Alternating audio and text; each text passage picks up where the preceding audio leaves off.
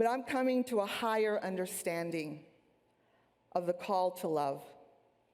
And now I ask myself, how may I love this? I stand and wait in equanimity and allow wisdom to be revealed and to inform the next step for me to take on my journey. This is what inspired me to hold a place for us here in our 12 Powers Chapel on Wednesday evenings for meditation. And you're all invited to join in as we cultivate the skill of equanimity, of waiting in the silence. May it remind us that our higher power, which we recognize as our Christ consciousness in unity, is still doing its mighty work in and through us all.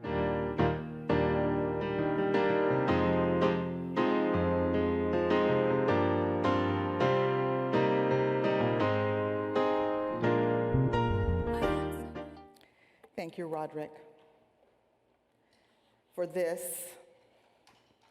and for all that you are in presence and being. And we bless you. You all bless us with your music ministry. Thank you so much.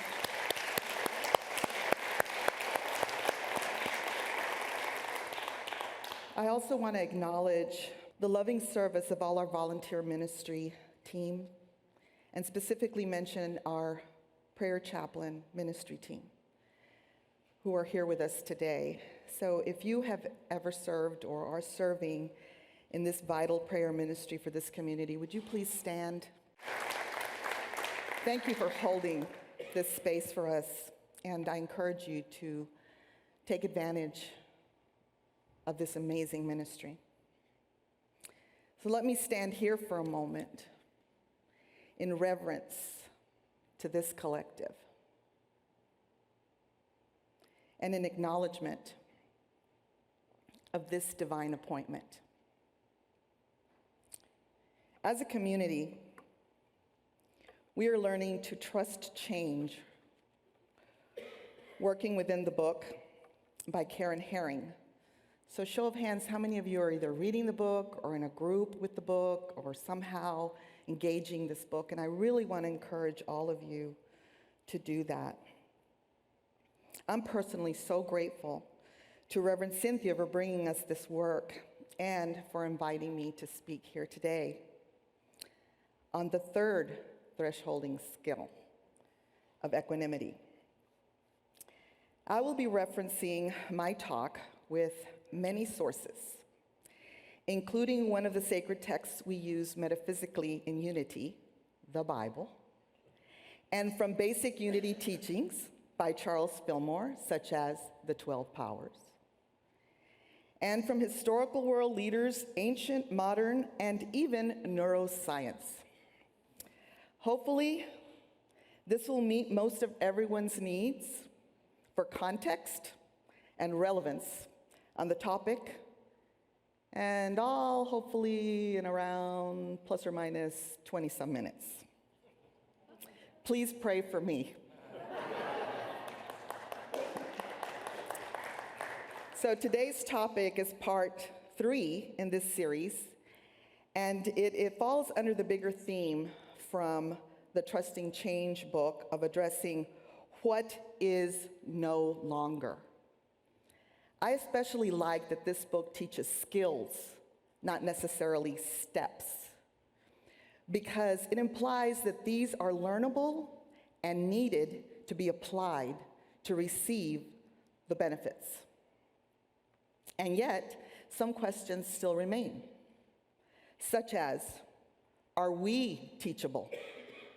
Are we coachable? And most importantly, are we willing? Will is one of our 12 powers, the ability to choose, lead, and decide. As a review, skill number 1 was about letting go, our power of elimination. And skill number 2 was about honoring our grief. Of course, we understand that this is an ongoing process. If we're truly doing the work, So remember, spiritual skills, not steps. And also remember, we can use our 12 powers if you're familiar with them. If not, there will be a class in the fall. Just saying. That's right, I said spiritual skills. So now you know you have powers and we're developing skills. So how? The third skill is more of a how. How do we let go and honor our process of grief? Through open-hearted self-awareness. Open-hearted self-awareness by practicing the skill of equanimity. And as Roderick's beautiful song reminds us, we're meant to stand in this together.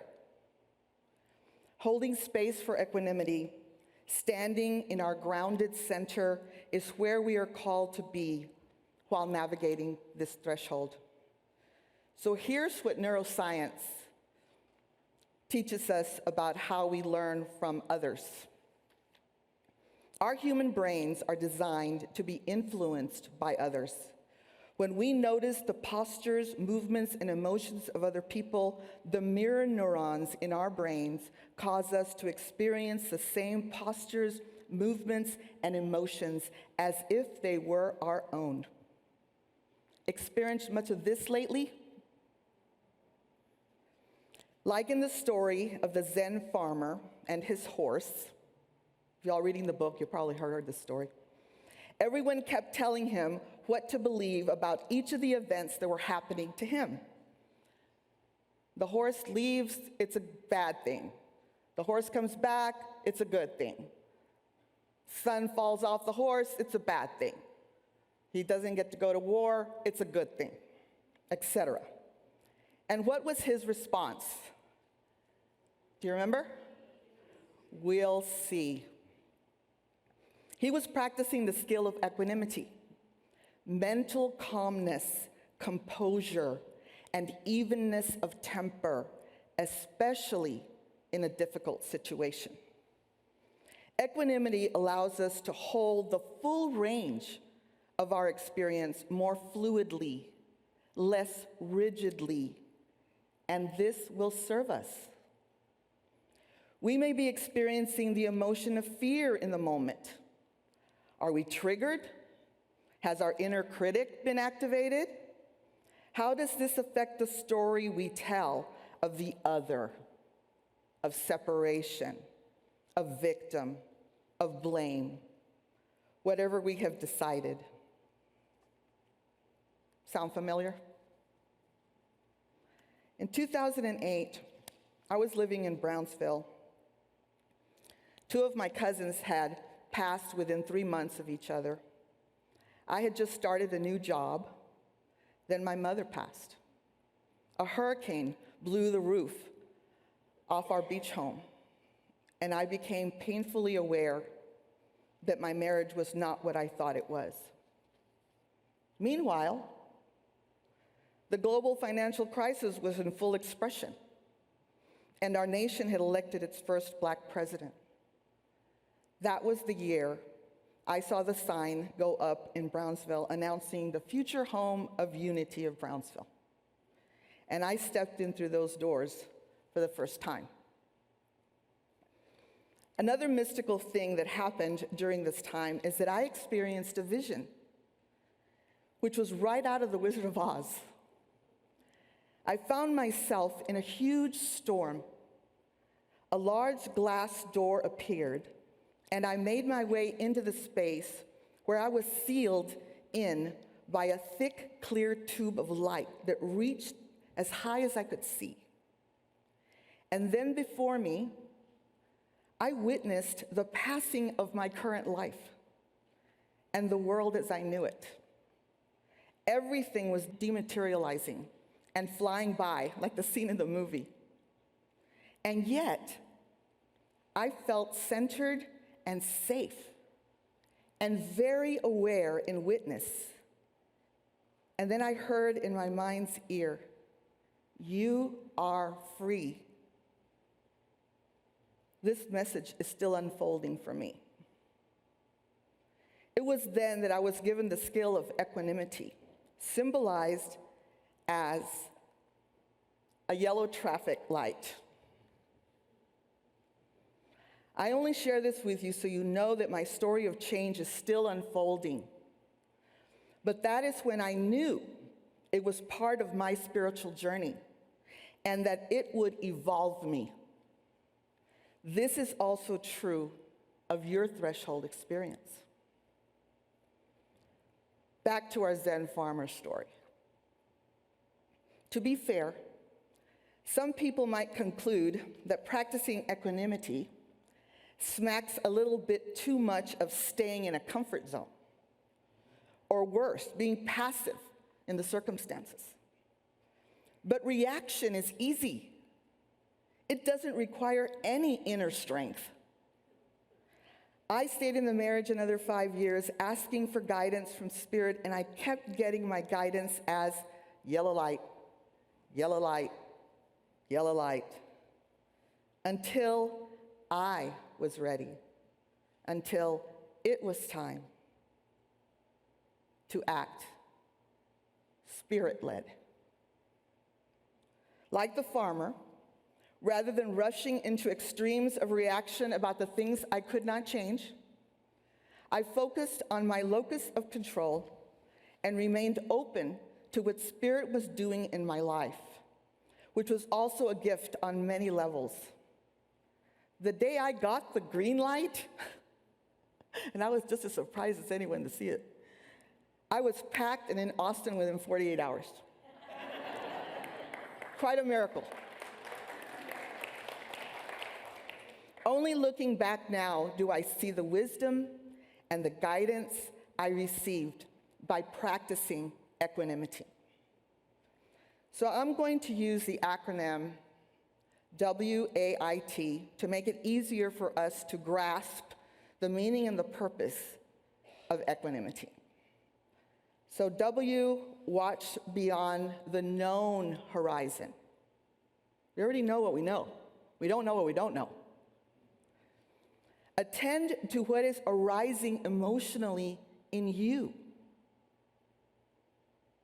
Intuit what is trying to emerge so that it may share its wisdom, and trust in the ongoing process of your evolving story.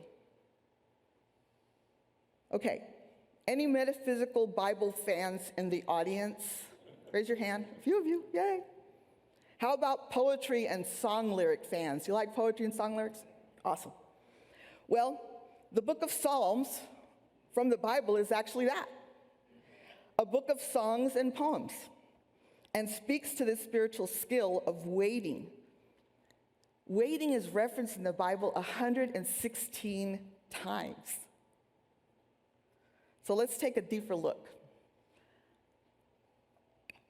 So W says to watch in positive expectations beyond the known horizon.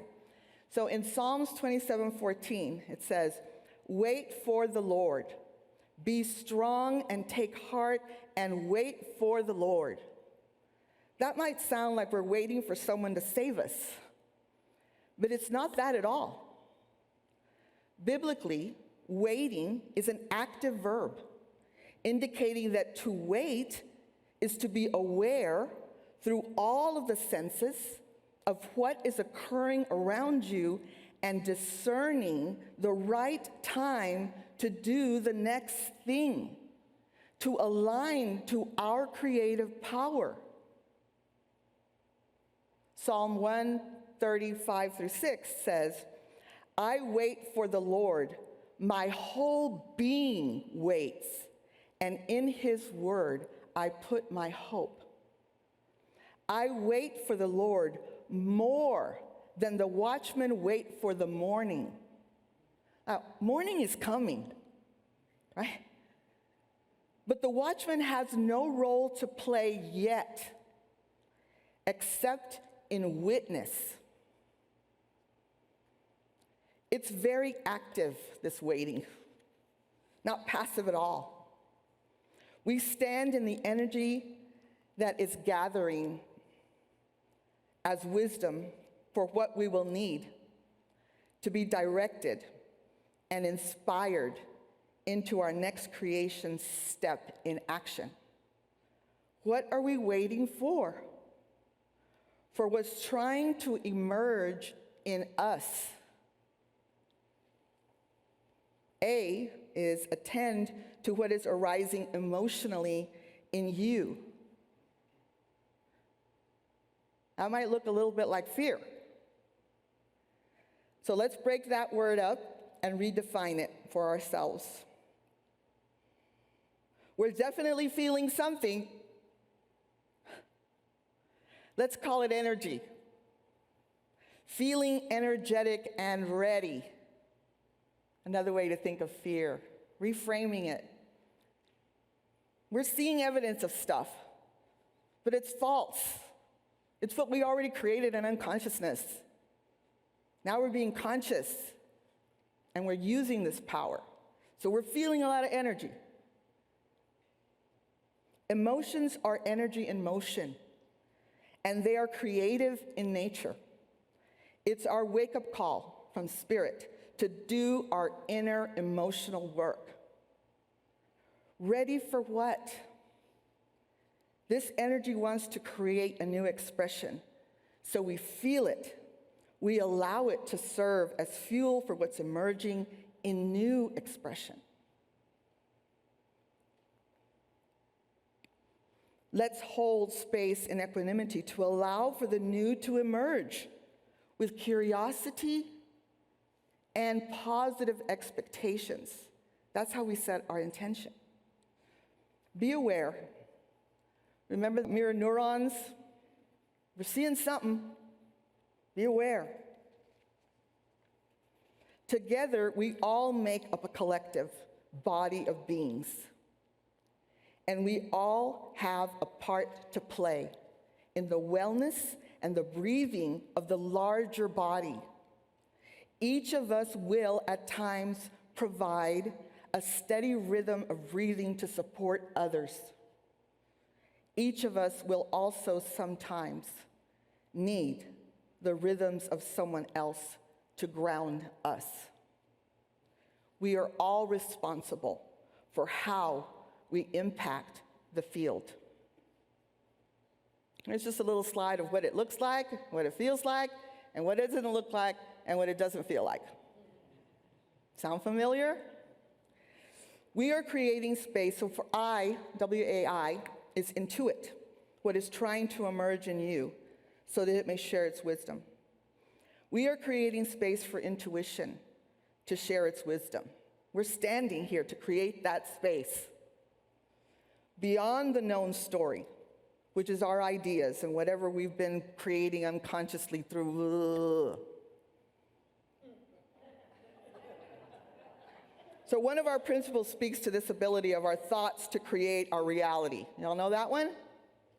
Principle number 3, the law of mind action. But not unconsciously or in reaction to circumstances. To consciously hold space for the new creation trying to emerge. That takes a lot of power, my friends. It is not passive at all. In Philippians 4:8, one of my favorite scriptures, tells us that we can do what we can do while we're waiting on the Lord. Finally, brothers and sisters, whatever things are true, whatever things are honorable, whatever things are just, whatever things are pure, whatever things are lovely, whatever things are of good report, if there is any virtue and if there is any praise, focus on these things. The Metaphysical Bible Dictionary, which is a textbook for LUTs, by the way, states that verse 8 in chapter 4 of Philippians is complete in itself. It requires no metaphysical interpretation. And that it will always be an up-to-date guide for people in all moral, religious, spiritual states of consciousness.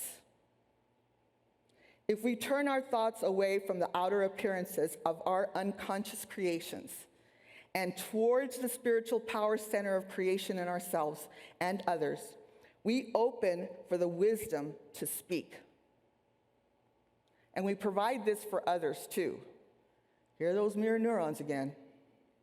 When we are with people who are calm, our mirror neurons will cause us to become more grounded, more aware of our own bodies and their signals and needs. This helps us tap resilience often lost in the midst of fear or trauma, which is the purpose of community. Here is another oldie but goodie. Metaphysical Bible story of equanimity in service to wisdom. I think it's quite profound and very relevant. So where are my metaphysical Bible fans? Okay. When I say the word wisdom, which character in the Bible comes to mind? Oh, y'all are so good. King Solomon. Yeah. So here's the story. Two women are brought before King Solomon because they're fighting over who is the true mother of the baby, or a baby. Metaphysically, King Solomon represents the state of mind that is established in consciousness when the soul is unified with wisdom and love. The intellectual center and the heart center, wisdom and love. Two more of your 12 powers. You may also have heard it as heart coherence. King Solomon, in his judgment, pulls his sword and offers to cut the baby equally in two to appease the women. Horrific. And yet, this changes the tone of the quarrel, and the truth of love is revealed. The real mother makes the higher choice to keep the child in wholeness versus getting at least half of what was rightfully hers in her righteousness. The powers of love and wisdom are activated so that the higher value, justice, could prevail. Equanimity is this posture of heart and mind where we choose to see with the eyes of the divine beyond the physical known in sense consciousness. And that's not passive, my friends. The bigger story of equanimity for us is that something is showing up for us as change, and we can choose to stay open to what is trying to emerge. And that requires the T in wait, trust. Trust in the ongoing process of life in expression, unfolding as our story.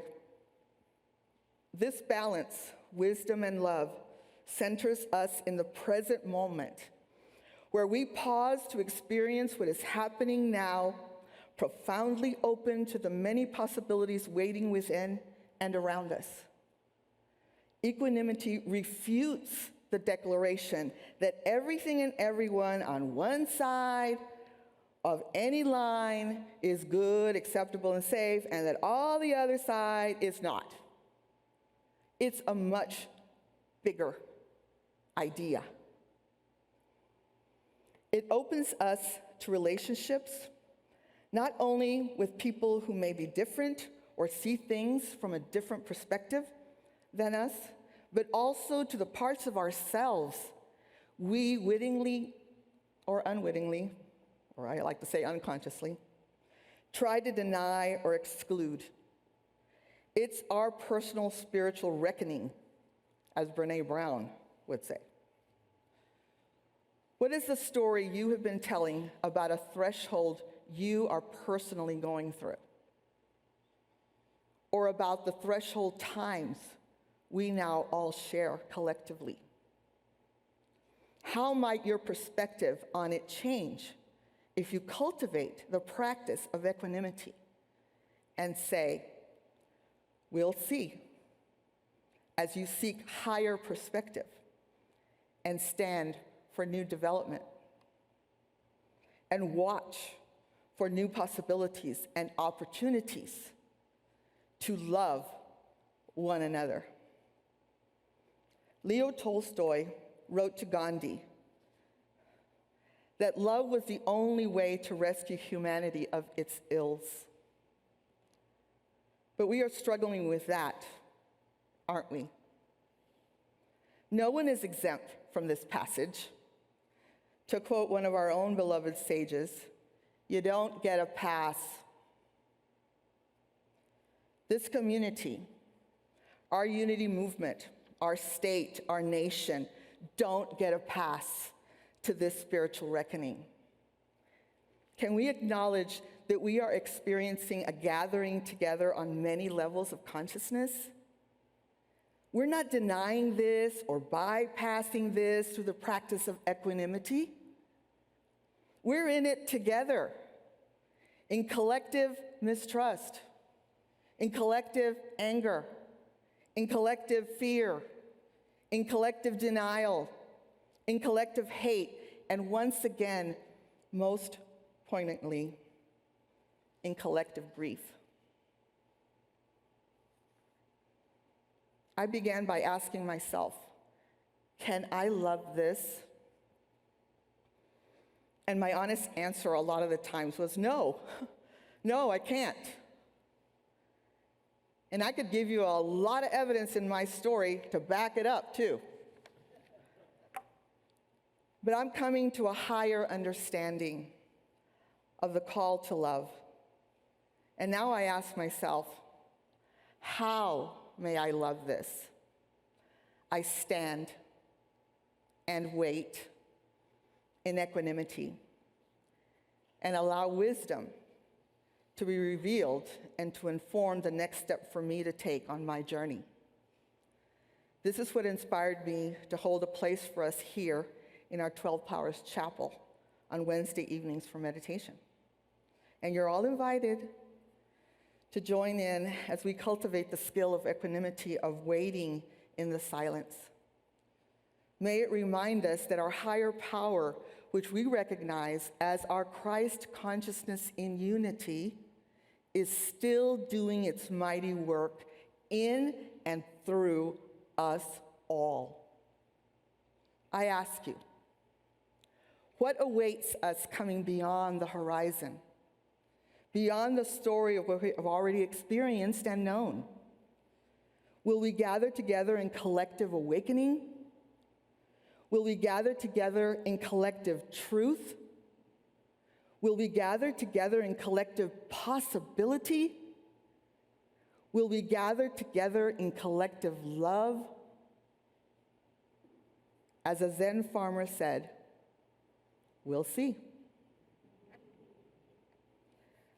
In closing, I'd like to read what I believe is a prayer and expresses my intention too. It's from the late U.S. Representative Mr. John Lewis, a man who also sought to awaken consciousness through his service in government. He writes to us from his higher mind and loving heart.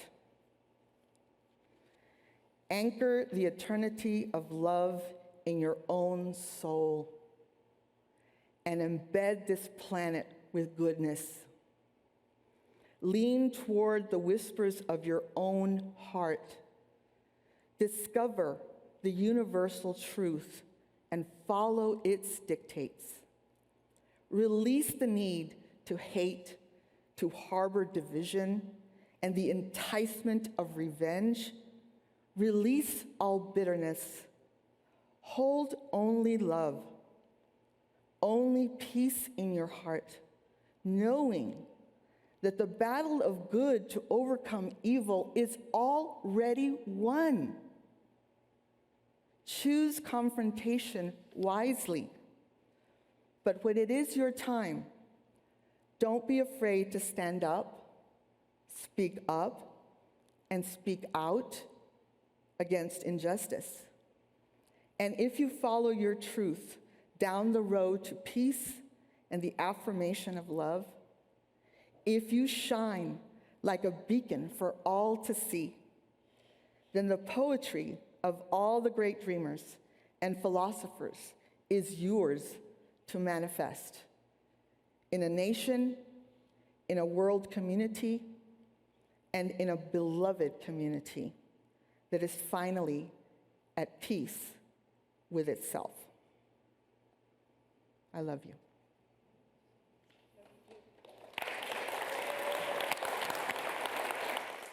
There are multiple ways that you can give. You can give online, you can give via check, you can give via cash, you can give via an app.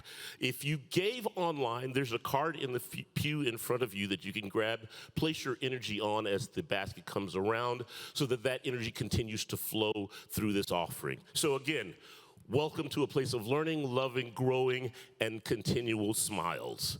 Welcome to Unity Church of the Hills, and with that energy, let's say our affirmation. Divine love through me blesses and multiplies all that I am, all that I have, all that I circulate, and I am grateful.